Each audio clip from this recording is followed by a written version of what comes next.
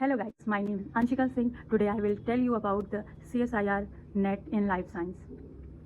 कि मैंने कैसे प्रिपरेशन की, बस आपको मेरा MSc सेमेस्टर 4 चला, मतलब लास्ट सेमेस्टर है, अभी रिजल्ट आया नहीं है.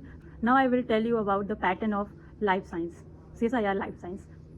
तो 3 सेक्शन होते हैं, आप लोग को पता ही है. तो सेक्शन ए में तो जनरल स्टडी आता है, इसमें रीजनिंग हो गया, जनरल साइंस. तो जनरल साइंस मुझे नहीं दिखा उसमें क्वेश्चन, 2 बार से मैंने दे रही हूँ, तो उसमें हमेशा मुझे रीजनिंग दिखी है. तो उसमें 20 क्वेश्चन में से 15 क्वेश्चन करने रहते हैं. सेक्शन बी में 50 क्वेश्चन में से 35 क्वेश्चन करने रहते हैं. सेक्शन बी तो मॉडरेट रहता है, मतलब ज़्यादा टफ नहीं रहता है, फैक्ट बेसिस रहता है. जो सेक्शन सी रहता है वो तो भाई साहब काफ़ी टफ रहता है, और 75 क्वेश्चन में से 25 क्वेश्चन करने रहते हैं. और सेक्शन सी में तो जैसे आप लोग को पता है कि 13 यूनिट, और सेक्शन सी में सब को रिलेटेड रहता है. एक क्वेश्चन में 3-4 यूनिट के को रिलेटेड क्वेश्चन पूछ लेता है, तो that's why it was very tough. और सेक्शन सी जो होता है 25 क्वेश्चन, वो एक क्वेश्चन 4 मार्क्स होते हैं, ऐसे 100 हो गया. सेक्शन बी भी 2 मार्क्स के होते हैं, उसमें 35 क्वेश्चन होते हैं, तो 2 इंटू 35 तो हो गया 70. और इधर सेक्शन ए में भी 15 क्वेश्चन हमको अटैम्प्ट करने रहते हैं 20 में से, तो 15 इंटू 2 वो भी 2 मार्क्स के होते हैं, तो 30. तो ऐसे पूरा 200 का पेपर रहता है, और आप लोग को अटैम्प्ट करना रहता है. चलिए इसमें मैं बताती हूँ कौन लोग इसको भर सकते हैं. जैसे कि जो MSc इन जूलॉजी की हैं वो लोग भर सकते हैं, MSc इन बॉटनी की हैं वो लोग, MSc इन माइक्रोबायोलॉजी वो लोग भी इसको एलिजिबल हैं इसको फिल करने के लिए, MSc इन बायोकेमिस्ट्री वो लोग भी एलिजिबल हैं इसको फिल करने के लिए. और जो बीटेक मतलब एमटेक किए हैं बायोटेक्नोलॉजी से, तो वो भी लाइफ साइंस में भर सकते हैं. तो पहली यूनिट है बायोकेमिस्ट्री. बायोकेमिस्ट्री तो जो बायोकेमिस्ट्री से MSc किए हैं वो लोग तो इसको पढ़े होंगे. सेकेंड यूनिट है सेल बायो. सेल बायो तो माइक्रोबायोलॉजी वाले इसको अच्छे से पढ़े होंगे. फिर है मॉलिक्यूलर बायोलॉजी, तो इसको मेरे हिसाब से बायोकेमिस्ट्री वाले ही पढ़े ही होंगे इसको अच्छे से. फिर 4th यूनिट है cell signalling. Cell signalling biochemistry वाले पढ़े हैं, MSc जो जूलॉजी बॉटनी के वो भी सेल सिग्नलिंग पढ़े हैं, तो उन लोग के हिसाब से. और डेवलपमेंटल बायोलॉजी तो जूलॉजी और बॉटनी वाले डेवलपमेंटल बायोलॉजी पढ़े हैं, MSc जो किया है, तो इन सब यूनिट से किया है. ये हो गए 5th यूनिट. 6th यूनिट है प्लांट फिजियो. तो प्लांट फिजियो तो ऑफकोर्स बॉटनी वाले ही पढ़े होंगे. एनिमल फिजियो हो गया, तो ये उनके लिए ईजी है, जूलॉजी वालों के लिए.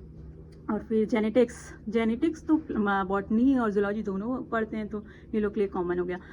फिर हो गया, फिर है कि बायोडाइवर्सिटी. तो बायोडाइवर्सिटी में तो क्लासिफिकेशन हो गया प्लांट और एनिमल का.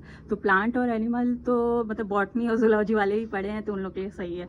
फंस जाते हैं माइक्रोबायोलॉजी वाले और ये बायोकेमिस्ट्री वाले, ये सब उन लोग के सिलेबस में है नहीं, बट उन लोग को CSIR की एग्ज़ाम देना है, तो उन लोग को भी पढ़ना पड़ेगा. फिर 10th यूनिट इकोलॉजी भी वही लोग पढ़े हैं, हम बॉटनी और जूलॉजी वाले ही. इवोल्यूशन जूलॉजी वाले का है. और फिर अप्लाइड बायोलॉजी तो मुझे लगता है कि बायोटेक्नोलॉजी से जो वो बीटेक करते होंगे वो अप्लाइड बायोलॉजी पढ़ते होंगे, यूनिट 12, ये उन लोगों का हो गया. और फिर होता है टेक्निक्स तो प्योरली मतलब कि MSc जूलॉजी में भी है टेक्निक्स, बॉटनी में है, मगर प्योरली तो बीटेक वाले ही करते हैं, बीटेक और एमटेक वाले इन बायोटेक्नोलॉजी. तो इन लोग का यूनिट हो गया. तो जैसे कि मैंने आपको बताया कि मेरा लास्ट सेम है, एग्ज़ाम तो मैंने दे दिया है, मगर अभी रिजल्ट नहीं आया है. तो मैं अभी ये जो मार्च में हुआ था, दिसंबर 2024 वाला, तो वाला एग्ज़ाम दिया, तो वो तो मैंने कुछ प्रिपरेशन की नहीं थी, ऐसे बस देखने गई तो होता क्या है इस एग्ज़ाम में, कैसे क्वेश्चन आते हैं. तो फिर मैंने फिर बैच लिया था कि अब ना थोड़ा सीरियस हो जाएं. नेक्स्ट अब जून वाला होने वाला 2025 वाला, तो उसके लिए सीरियस हो जाएं. तो फिर मैंने बैच लिया था वेदमी से. वेदमी तो ठीक है, बहुत अच्छा उन्होंने पढ़ाया.